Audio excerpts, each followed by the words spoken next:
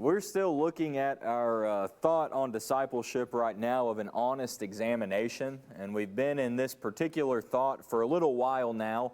Some of what we've talked about to this point is considering how we see ourselves spiritually speaking, and within that, thinking about the standard that we need to understand when we examine ourselves, that there is a right standard to be looking at. Now, that right standard is not me, it's not self, it's not the world, it's not the other people here in this building, but when we examine ourselves and we're trying to see how we're doing spiritually speaking, what standard are we looking to? To Jesus, right? He is going to be the judge. His words, John 12:48, are that by which we will be judged. So we need to go to Him, go to His Word in order to examine ourselves. Another aspect we talked about, and we finished this one up on Sunday morning, was looking at humility.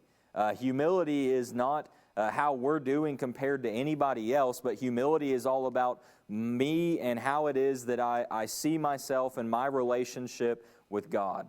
I can't put myself ahead of Him, but at the same time in humility, I'm not looking to put myself ahead of others.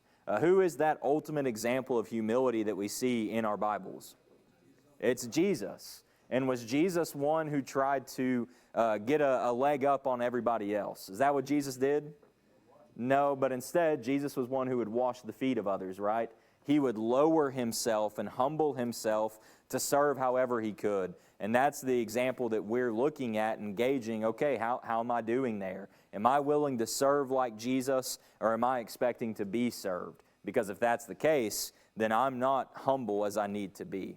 And so tonight, where we'll start out, still thinking about examining ourselves, asking ourselves a few questions to try and see where it is we are, how it is we're doing. We'll think about this thought of how is my endurance. When we talk about endurance, what is it maybe that comes to mind?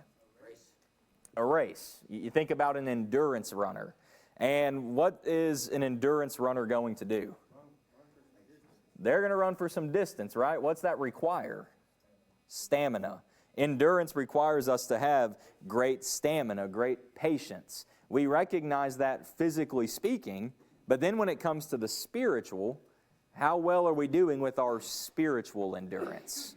Are we of the mindset instead that our discipleship, that our spiritual life, our spiritual work is more like a sprint? That we can just take off and go, and after just a short distance, then it's over and we're done, and we can go back and eat nachos in the middle of the track. Is that what we think about? Or instead, do we recognize, no, this is long distance. This is going to take some time. I'm going to have to train myself, build myself up to have the endurance that I need for this life of being a disciple. Johnny? It takes preparation and practice. Right. And all of that is working toward having that endurance, preparation and practice. And that leads towards perseverance if we want another P in there. And so, how is my endurance? One of the ways we can test this and ask ourselves and truly examine is to ask the question, can I push through adversity? As disciples, we're going to face a lot of adversity. Andy? Going back to the endurance aspect and comparing it to a race, something that if you study athletes, one thing that they think is that is very important is proper fuel for your body. You're not going to get out there and run a 26-mile race without the proper fuel the day, the night, the weeks beforehand, and the training and preparation beforehand. And what is our fuel source? What are we putting into our bodies? Are we studying our Bibles and fueling our minds and our hearts properly, or we put junk food into our minds and our hearts and our bodies? That's a really, really good thought to bring out. If you didn't hear Andy thinking about the way we fuel our bodies. A runner before a race is not going to be putting junk in, but part of their preparation is having the right nutrition to prepare themselves, physically speaking, to have a healthy diet, healthy nutrition. And for us, spiritually speaking, how are we fueling our bodies for our race, for our endurance that we need to have? Are we going to the Word for the healthy nutrition, or instead are we going somewhere else for it? Jesse Lee? Yeah, I think it's also interesting to look at whenever you see a runner in a race, they'll try to pace their miles in a proper way, and I think Mm-hmm. that we resist falling into sin, that we should take that not for granted, but that we should be excited in that, and we should take joy in that, and just keep pacing ourselves and staying with it. Right, yeah, you kind of have those mile markers along the way, don't you? And you kind of can be keeping track of that in mind, and you know, okay, I'm improving in that area. I'm doing better in that area than I was yesterday. And of course, at the end of each day, then we know we're one day closer to the end of that race. And that's something that keeps us moving forward. That's a real good thought there, too. Thank you for that. And so thinking about then some of these things that we're looking at concerning our endurance, how do we examine that for ourselves? One of the ways we can do so is to ask, am I able to push through negativity?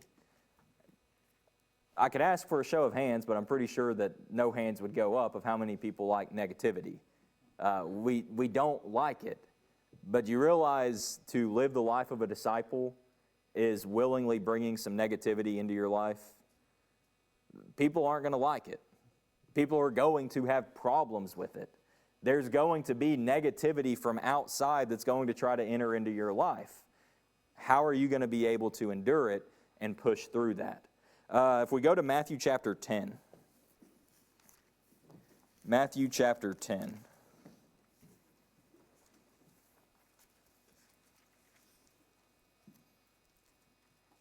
Let's have somebody read Matthew chapter 10, verses 24 and 25. A disciple is not above his teacher, nor a servant above his master.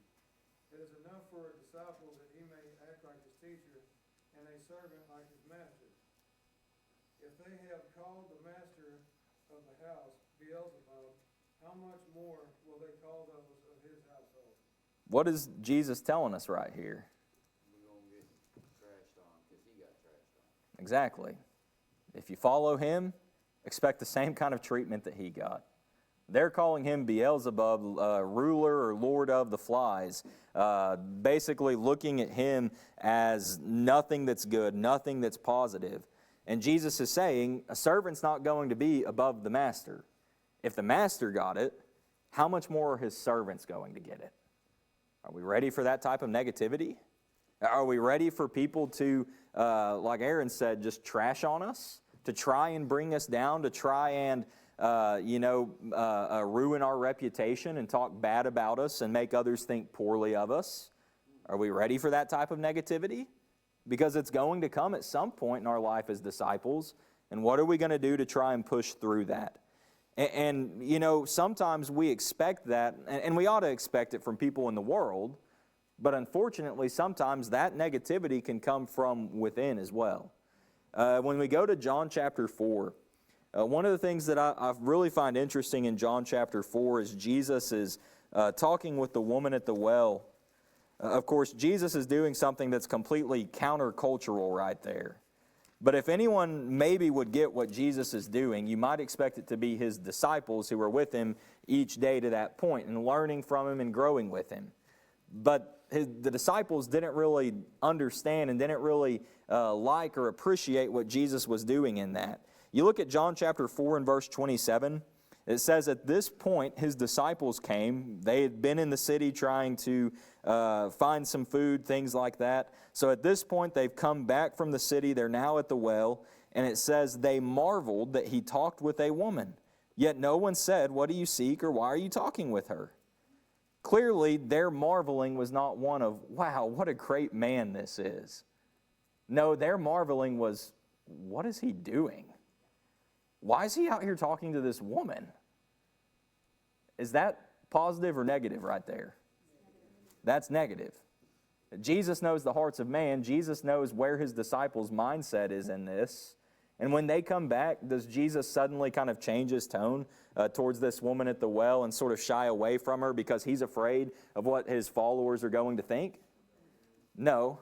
Jesus just drives the point home further and makes sure they understand he's doing what he needs to be doing. That he is doing what's right in the eyes of God the Father. It's negativity even from his own. We might be able to expect and might be able to better prepare ourselves to withstand negativity from those in the world, but it's a lot harder to withstand that when it's negativity from our brothers and sisters within. Sometimes it's well-intentioned, and that our brothers and sisters don't even realize the type of negativity that they're bringing in. But when we're serving God in the way that we ought to, that's going to challenge some things. It's going to challenge some societal norms that sometimes maybe we're not fully comfortable with. But is that going to stop us from doing what we need to be doing? It shouldn't. How prepared are we to endure and push through that negativity? Did I see your hand, Jesse Lee? James 1, verses 2 and 3, I think goes really well with this. And you're seeing that you can even gain peace through that endurance.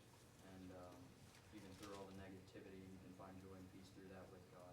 Mm-hmm. Yeah, just to have that, let patience have its perfect work, right?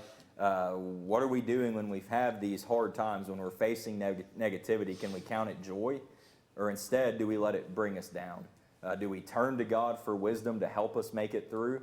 That way we can find what it is that's going to complete us in that. And so absolutely, yeah, James 1 does a lot of good right there with it. You have your hand, Jesse? Oh, okay. I thought I saw your hand go up. All right. It's all right. Throw something at me if you have something. You had something, Dad? Aaron. So in this, I have to say that we need each other to help push through this negativity. I mean, look at, even after learned a lesson here, what did Peter go on to do later on when he had the Jewish Christians around and the Gentile Christians? He still had that negative, whoa, I can't be hanging out with these guys. And Paul had to reprimand him. Yeah, in Galatians 2. Paul had to be, and so we really need each other in not in a negative way, but in a positive way, to be there for each other, to help push through these negative times, to help push through, say, hey, maybe that was wrong. I know actions I take are wrong at times, and I need someone to say, hey, Aaron, that probably wasn't the best way to handle that. And then I have to, reevaluate, and usually an apology is due, and make that apology, and then handle it in the correct manner. And so we need each other for that.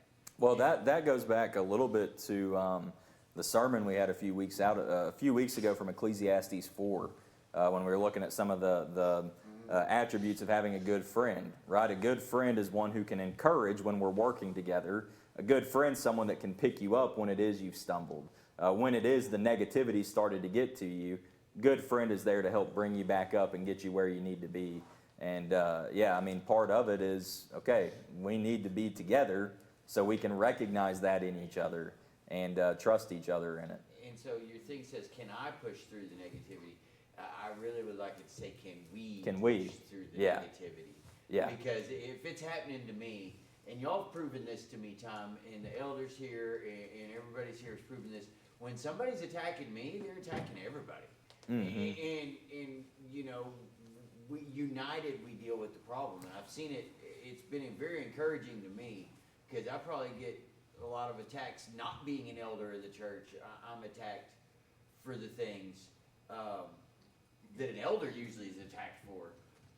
But everybody's always been right there with me and saying, hey, we got your back, and therefore, Well, and when the church is functioning as it ought to, we know what we're told: you rejoice with those who rejoice, weep with those who weep. So we feel the same pain together, which is why when one faces negativity, really we all are. But unfortunately, it's not always that way, right? There are some places where it's not that way, and that's a very unfortunate situation.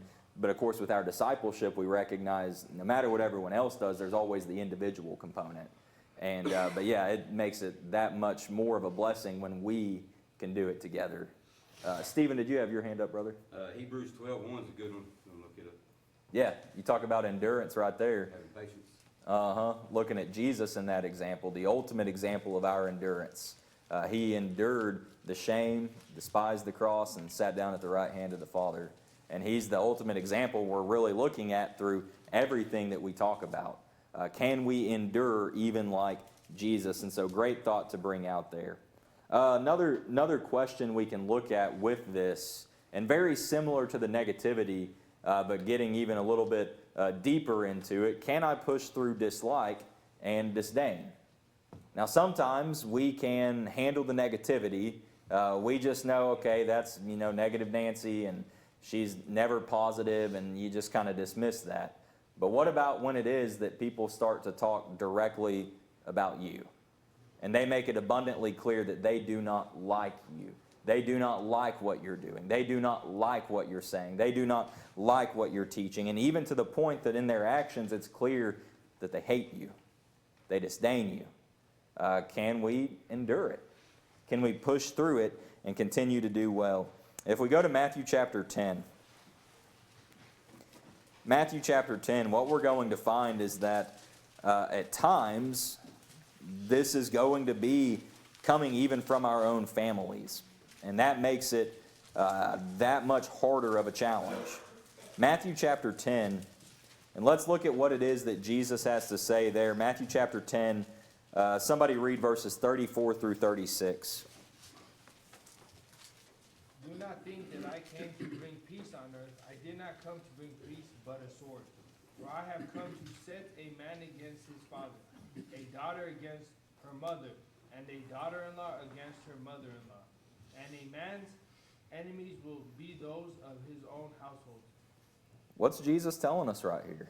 Everybody's going to be against you. Expect people to be against you. Even the ones who you would expect to support you no matter what it is you choose to do. When you choose to follow Jesus, it's going to cause some problems in some of your relationships, your physical relationships on earth. It's going to cause people who you thought really loved you to prove that they don't really love you. They love a part of you, but they don't love who you are now. Can we push through it? Brandy? I think it's important for us to give our brethren the benefit of the doubt, because I've seen it a lot of times that brethren will see somebody who they know is a sound brother or sister in Christ with a certain person or at a certain congregation, or a preacher takes a preaching position at a certain congregation, and why are they there? We need to be careful, I think, about that and give the benefit of the doubt to our brethren that maybe we know that who they're with is not necessarily the best Christian. They're very worldly. Maybe they're trying to help bring them out of that. Mm-hmm. Maybe that preacher knows the issues with that congregation and they're trying to help them grow. Well, just let's go back to Jesus in it. Who Jesus spends so much time with in his ministry? Who'd he focus his time and his effort on? The worst of the worst. The worst of the worst, the sinners. There's a reason that they'd say, why do you eat with tax collectors and sinners? There's a reason that he'd be characterized as Beelzebub. There's a reason that they're coming up with these things about him. When it is that we're doing the hard work that makes people feel uncomfortable because maybe it would challenge you to kind of get out of your comfort zone a little bit, it pushes you some, people don't like it. One of the things Jared and I were talking about earlier today was something, well actually I've got that coming up right now. Let's go to 1 Peter 4. Kind of forgot I had that in my notes. As I was saying that, I'm like, why were we talking about that? This is why. 1 Peter chapter 4. Pretty nice feed in there. Acted like you didn't mean to do that. I really didn't know where I was going when I started with it. 1 Peter chapter 4. Let's have somebody read verses 3 and 4. We have spent enough of our past lifetime in doing the will of the Gentiles, when we walked in lewdness, lust, drunkenness, revelries, drinking parties, and abominable idolatry. Stop there for just a second. What's verse 3 telling us? We used to do those things. We used to partake in that. That used to be how we spent our time. That used to be our lifestyle. All of those things. Keep reading. In regard to thee, they think it strange that you do not run with them in the same flood of dissipation, speaking evil of you. So we used to do those things with our friends, our family maybe, people in the world. Used to, meaning we no longer do. Now what happens in verse 4? They were friends and we had a lot of fun with them, but now they think that we are strange. They think that our actions and our lifestyle is strange.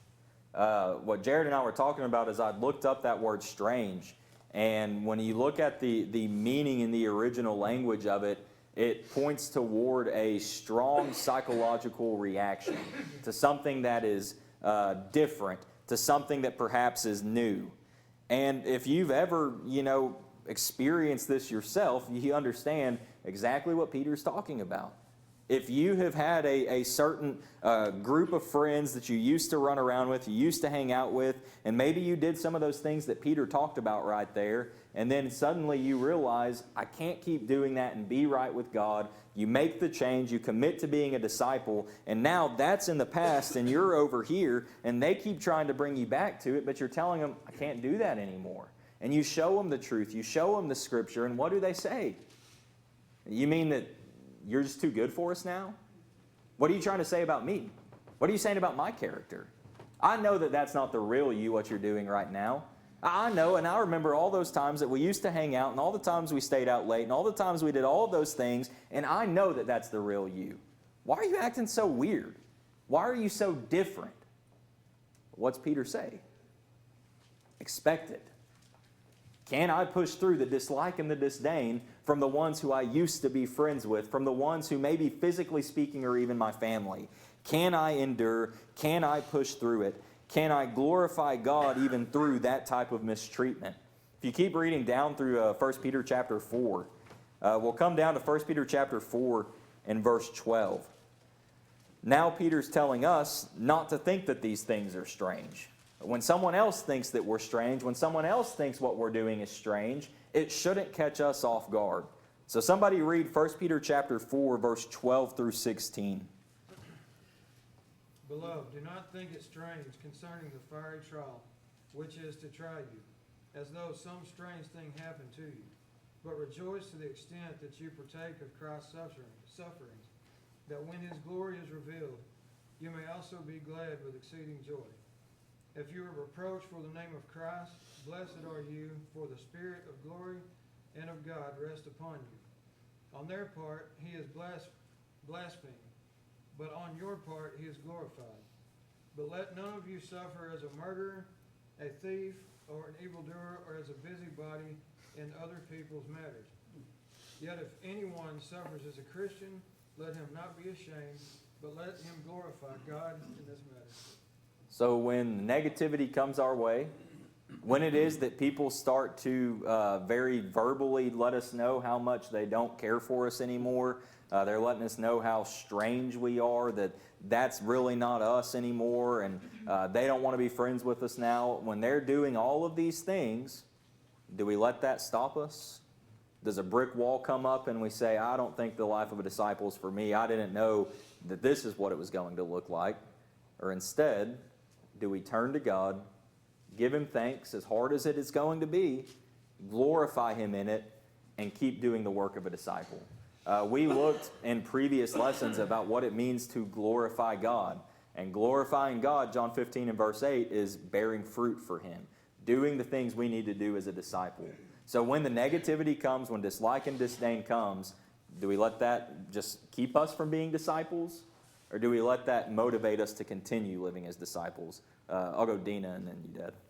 Another, perspective through this is some family members will appreciate the behavior changes, but they might not appreciate the religious changes. Mm-hmm. Because whether it's family or cultural, everyone has maybe a religious practice or view that they have, and so they might appreciate the fact that maybe you're not out acting crazy and doing those crazy things that you used to do, but when they see that maybe you have changed in a religious fashion, you still might get the same pushback. Yes. Or the same, why are you doing that weird stuff? That's not, you weren't raised that way, so religiously speaking, there's nothing wrong. It's okay to have a choir, all this stuff, but because you've studied the scripture, you know what it really means now, you're still could get the same pushback from your family members, just strictly dealing with the religious perspective. And that's one of the things Jared and I discussed was how a lot of times it almost seems like the reaction that's given is that whoever's on the other side of that almost feels like their character's being attacked, or in that case, almost like their intelligence, right? Their heart's being attacked in it. What you're doing is not any sort of a condemnation, anything like that against them. No, you want them to be able to come to the knowledge of the truth, to change the things they're doing.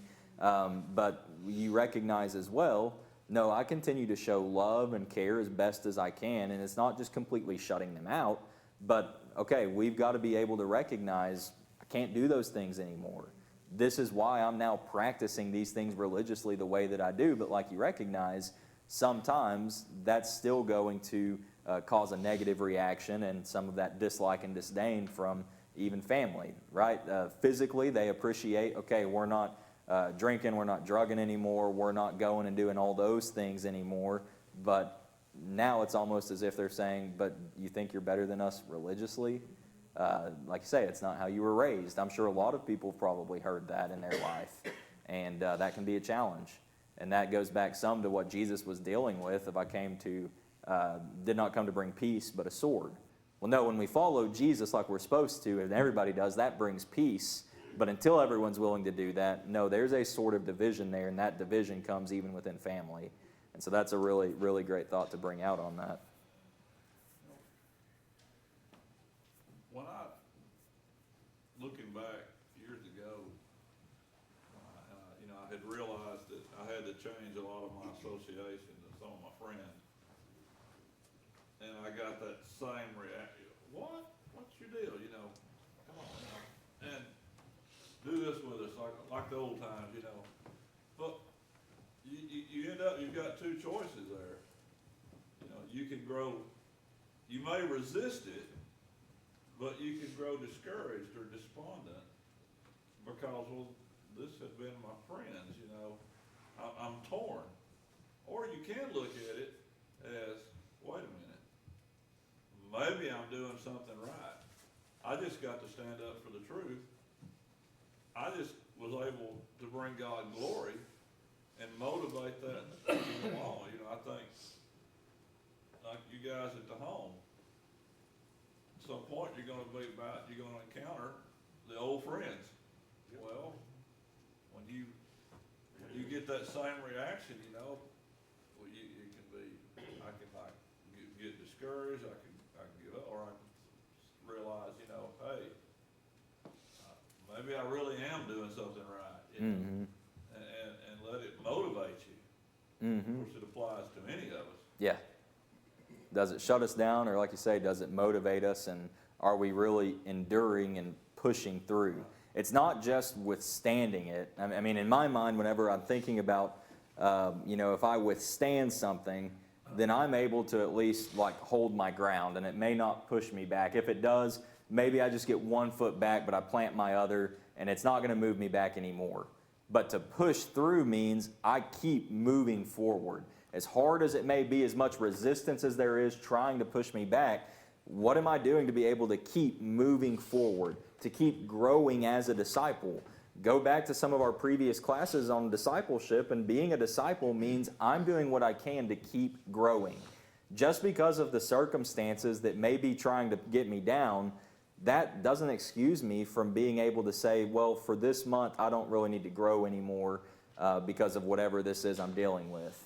No, am I doing what I can to keep growing even through that? That goes back some to what Jesse Lee, I think maybe you were getting to as well with James chapter 1, is what am I doing even through the trials and tribulations to reach out to God, to pray to God, to continue seeking out His wisdom and His Word, to see how I can grow through that. What am I doing to keep pushing through it? Paul? You hear people say that, well, wait a minute, if I accept what you're saying, and then they put the authority on you. Authority is never on us. It's the Bible. It's God's authority. But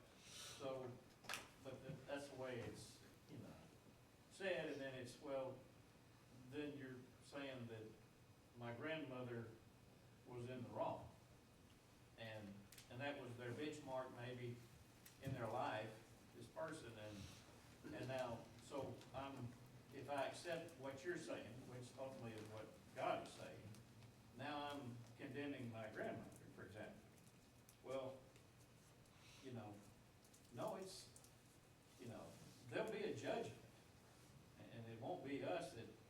judges that person's grandmother. Mhm. Would be the Lord. And so say, well, if you now have the information, maybe you didn't know the information, maybe you know the correct way, but it's, like back to Dina's statement about a choir. Well, if I say having a choir in church is wrong, then I'm condemning a family or tradition or whatever the case, and it's not, you gotta get past well, this is the way I was raised, like you said. Well, the way you're raised, it may be in a good direction, it may be directionally correct, but if it is in conflict with God's word, then you have to, like you said, you have to push through.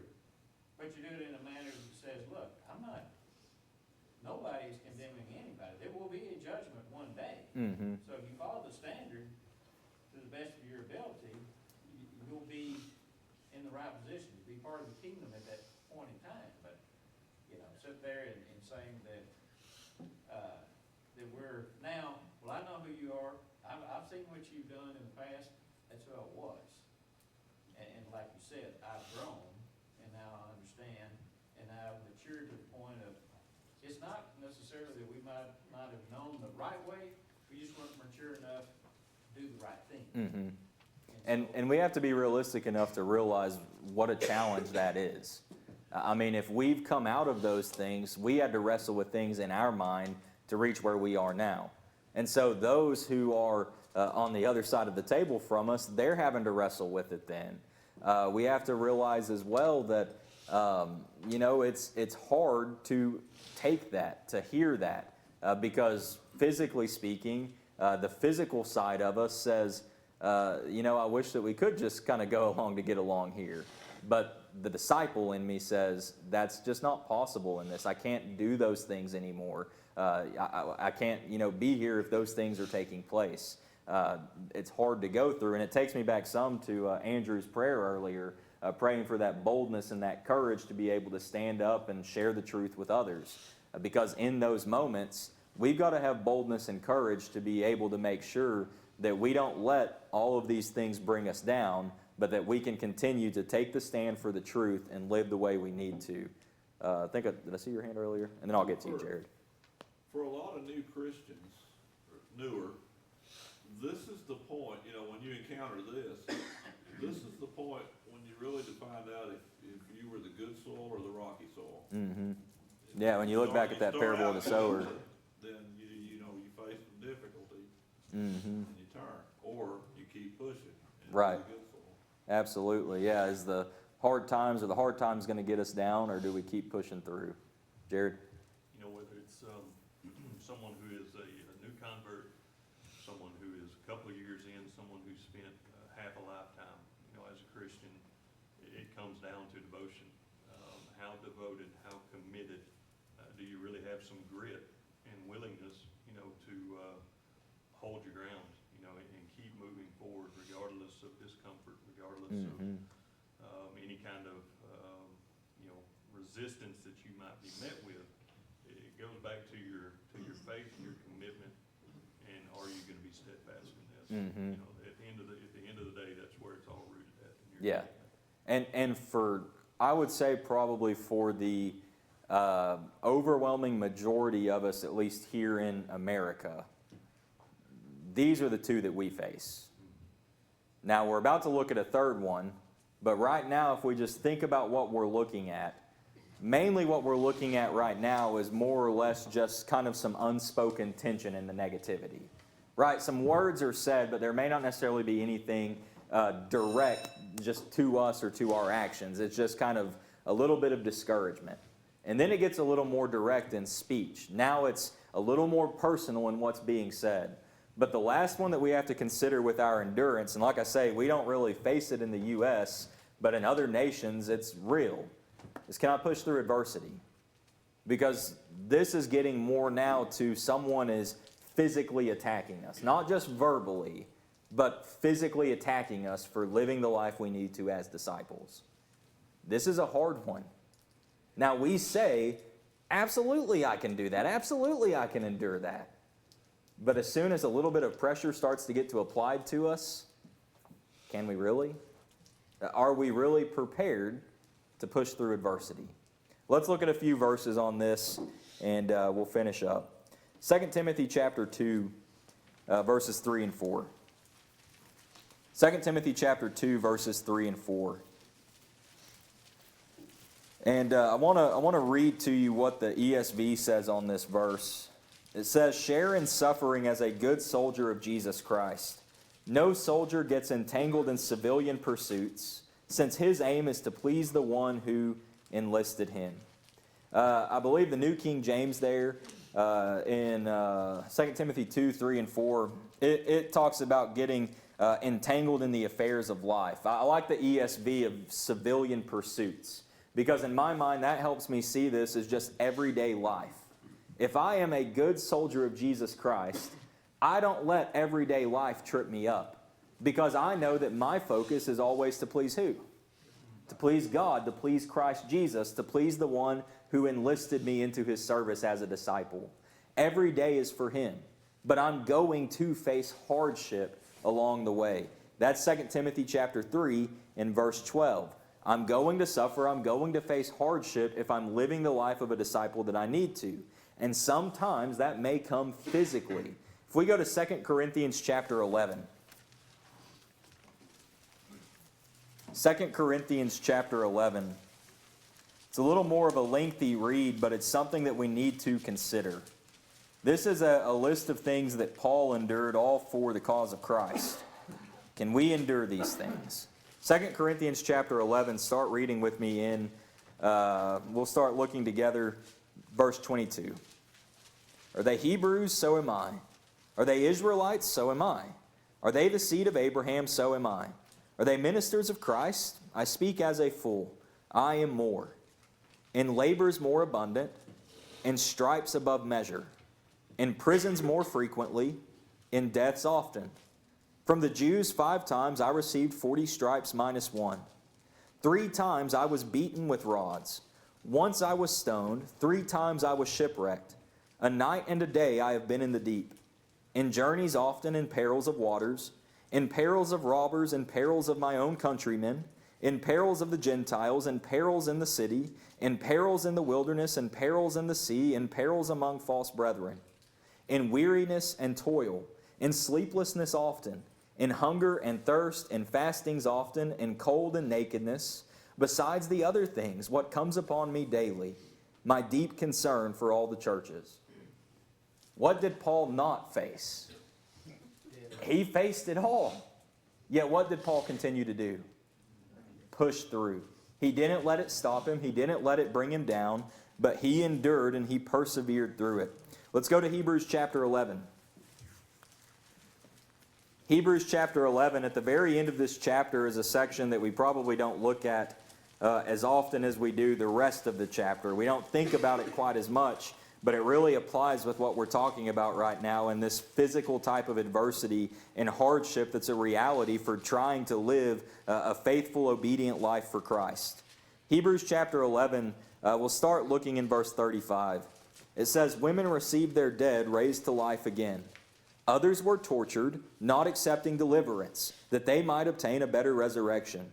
Still others had trial of mockings and scourgings, yes, and of chains and imprisonment. They were stoned, they were sawn in two, were tempted, were slain with the sword. They wandered about in sheepskins and goatskins, being destitute, afflicted, tormented, of whom the world was not worthy. They wandered in deserts and mountains, in dens and caves of the earth." That's hard to read, but it's real. Could we endure it and push through it? Think about Jesus. Stephen took us earlier to Hebrews 12, verse 1. What all did Jesus go through, physically speaking? What if Jesus had said, "I don't think this is for me. I'm tired of this. I don't want it. I'm not going to do it." We'd have no hope whatsoever. Jesus endured and he pushed through for us. Are we willing to do the same for him? So we'll stop there this evening. And Lord willing, Sunday morning we'll pick up looking at this thought about our leadership. Thank you all.